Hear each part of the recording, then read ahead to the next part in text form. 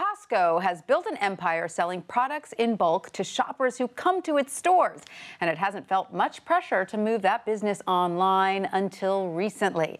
Joining us to discuss Costco's future strategy for competing with the likes of Amazon is WSJ reporter Sarah Nassauer. Welcome, Sarah. So great to see you. Thanks for having me. Explain why part of Costco's strategy is actually getting customers in the door. Yeah, Costco's doing really well, and if you've ever been at a Costco, you kind of get it instinctually. They call it the treasure hunt effect. You know, it's this idea: I pay a membership, and then I come to the store. I don't know what cool deal I'm going to find. Do I need an electric toothbrush or a princess costume?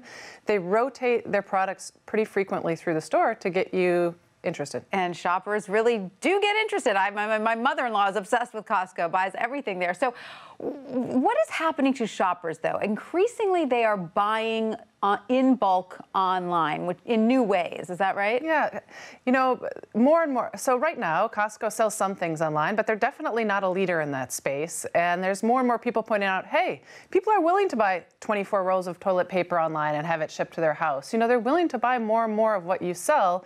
What are you going to do about that? Because it's likely coming. Right. And so how are Costco sales doing? I mean, they're growing, but slowly, right? Well, online, their growth has slowed.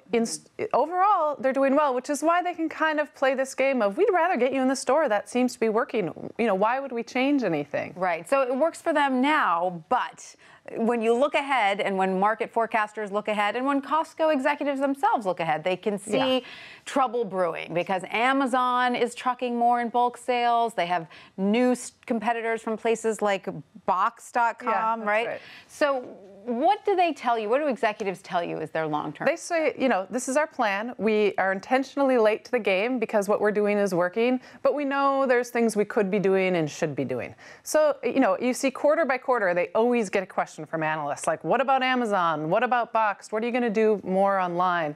And they're starting to be a little bit more aggressive. A big hurdle, though, is the idea of shipping. When you're shipping bulk products, it's got to be expensive, right? Yeah, a giant tub of mayonnaise is expensive to ship, and that's a problem for this space. And some of the FedEx, UPSs of the world are starting to charge more based on size, and so that changes the math. So they're trying to work through, is this something that we can actually make money on, or is this just about market share? So do they charge slightly more for a product online that they have to ship to you? They do. Really? They do. Okay. They charge slightly more. If you go, we did some math on that, and it definitely costs more in the store online.